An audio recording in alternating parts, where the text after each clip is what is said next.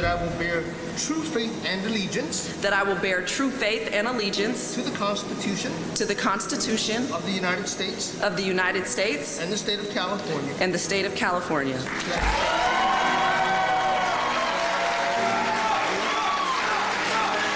I vow to continue our mission of being an advocate for victims, of pursuing justice for victims. That is our job. Okay, my friends, let's take a closer look together.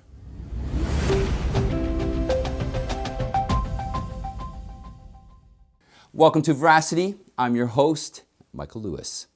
After witnessing a gigantic spike in the crime rate under the former District Attorney of San Francisco, the new District Attorney, Brooke Jenkins, has now fired not one, but 15 of the employees working at the prosecutor's office. This action directly hints towards a gigantic web of corrupt employees who were heavily contributing to the increasing crime rate under the leadership of former DA Chesa Boudin. As Chesa Boudin was recalled on June 7th, after an enormous level of criticism from the residents, it should be remembered that since Boudin came into office, the murder rate in the city jumped 37% between 2019 to 2021. However, despite knowing how residents were suffering under Boudin, he proudly said this while in office: "I want to restore a sense of compassion." That's just a true motivating fact that we do have compassion for victims, compassion for the community, compassion for the family members of people who are accused of committing crimes, and compassion for the people who themselves have caused harm. Moreover, when Boudin was recalled by the residents, a Justice and Public Safety Political Action Committee that was created by controversial billionaire George Soros contributed around $180,000 just to oppose the Boudin recall. This fact is revealed after the investigation conducted by the Free Beacon report.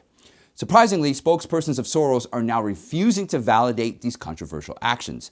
Not to forget, before Boudin was elected, George Soros was the one who donated thousands of dollars to appoint inexperienced Boudin into the office. And as Soros is determined to run the judicial system as per his own terms, his vision through Boudin was becoming a reality.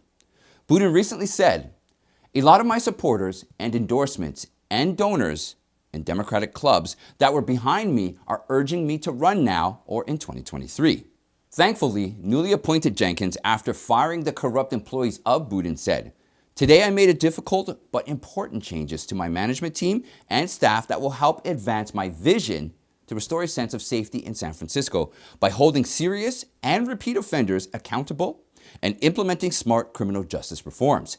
She further added, "I promised the public that I would restore accountability and consequences to the criminal justice system while advancing smart reform responsibility.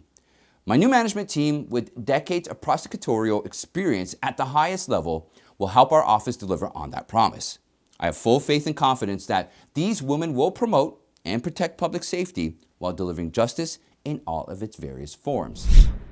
Former Trump White House advisor Peter Navarro rejecting a plea deal offer in his criminal contempt of Congress case. Navarro has pleaded not guilty and insists he doesn't need to comply with the committee because of executive privilege. As the desperation to fraudulently defame Trump is increasing day by day, the January 6th committee is now ready to burn the constitutional provisions after rejecting executive privilege claims by the former White House trade advisor Peter Navarro.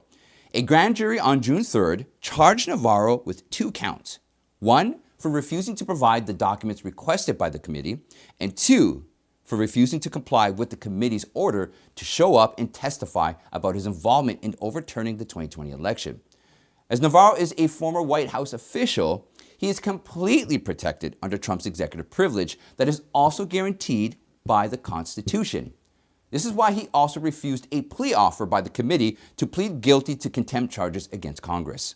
However, committee chairman Benny Thompson rejected executive privilege's claims of Navarro and went ahead to initiate criminal charges against him. Although it does seem easy for Thompson to initiate actions against Navarro, what he is actually doing is a complete violation of the constitutional provisions.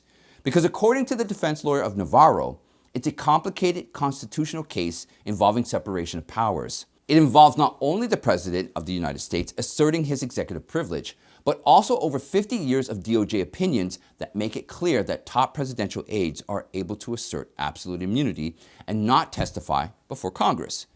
Moreover, another defense attorney, John Rowley, argued that this is the first time in our nation's 250-year history that a senior advisor to a president has been criminally charged for refusing to comply with a congressional subpoena.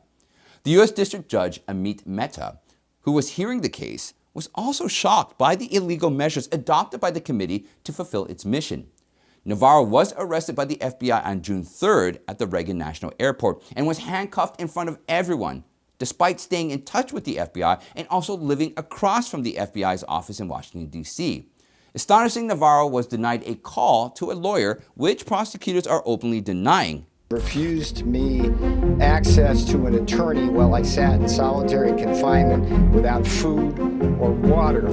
And while I was in there, the Justice Department leaked that I had been arrested to the press. So if they want to start doing gag orders and messing around with communication to the press, I think they should start with there, because that right off the bat not only prejudiced my case, it also set me at a great disadvantage with respect to the law. Mehta said, "It is curious to me, at a minimum, why the government treated Mr. Navarro's arrest the way it did. It's a federal crime, but it's not a violent crime. It's surprising that self-surrender was not offered as an opportunity."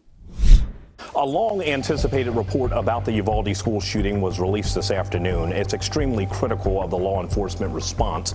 Members of the Texas House Committee are releasing their report on the police response to the Uvalde school shooting. Among the staggering 376 law enforcement officers at the scene, as well as a complete failure to follow standard school shooter response protocol, which is don't hesitate for any reason and rush the gunman. If you're not willing to put the lives of the people you serve, of those children, before your own, in my view, you should find another job. They failed to prioritize saving the lives of innocent victims over their own safety. We found systematic failures and egregious poor decision-making. After keeping the parents away from the reality of the Uvalde incident, an investigative committee from the Texas House of Representatives have finally revealed this haunting truth. The 77-page report clearly stated that there were around 376 law enforcement officers at the time of the incident. However, they ignored their sufficient training in handling such a crisis and waited for around 45 minutes before attacking the shooter. To be more specific, there were 149 officers from the United States Border Patrol, 14 from the United States Department of Homeland Security, 91 from the Texas Department of Public Safety, 25 from the Uvalde Police Department, 16 from the Uvalde Sheriff's Office, 16 from SWAT, San Antonio Police, and 5 from Uvalde Consolidated Independent School District Police. The report further said, in this crisis, no responder seized the initiative to establish an incident command post. Given the information known about victims who survived through the time of the breach and who later died on the way to the hospital, it is plausible that some victims could have survived if they had not had to wait 73 additional minutes to rescue. We must not forget that the committee also found that Salvador Ramos, the shooter, was suffering from mental health issues that allowed him to commit such a heinous act. The report said that Ramos might have been sexually abused as a child. Not to forget, friends of Ramos, including his girlfriend, told investigators that Ramos became increasingly depressed during the COVID-19 pandemic. And at one point, he even told his girlfriend that he wouldn't live past age 18. However, the Democrats, instead of diving into the actual reason behind this incident, they instead used this tragedy as a perfect opportunity to pass a gun control bill. Democrats did not wait for the actual report, and all they wanted was to take away citizens' fundamental rights to own a gun. The bill is passed. Dr. Fauci, do you still support funding of the NIH funding of the lab in Wuhan? Senator Paul, with all due respect, you are entirely and completely incorrect that the NIH has not ever and does not now fund gain-of-function research in the Wuhan Institute. According to an email obtained by the government transparency watchdog, Judicial Watch, EcoHealth NGO is one of the main contributors behind the outbreak of the infamous COVID-19. How did they contribute to the coronavirus? Well, for almost 6 years, from 2014 to 2019, this NGO used to fund the Wuhan Institute of Virology in China so that they could experiment on the dangerous bats.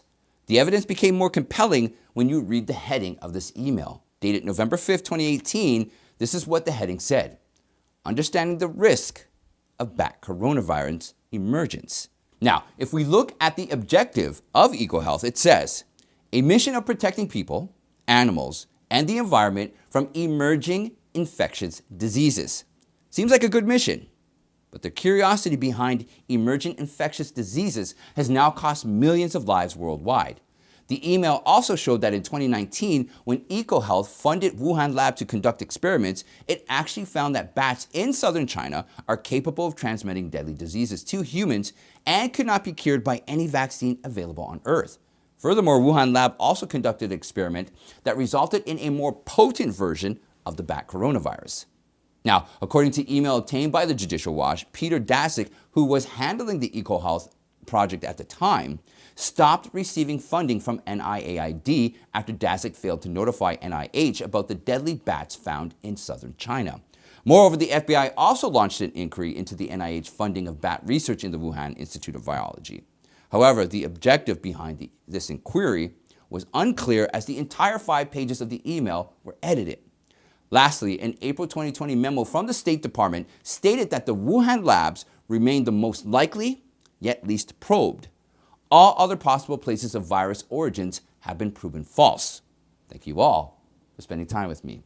And don't forget to watch this little short doc we created on transhumanism, and then join me tomorrow at the same time, and we'll discuss more truths happening in America. Have a good evening. I'll see you next time.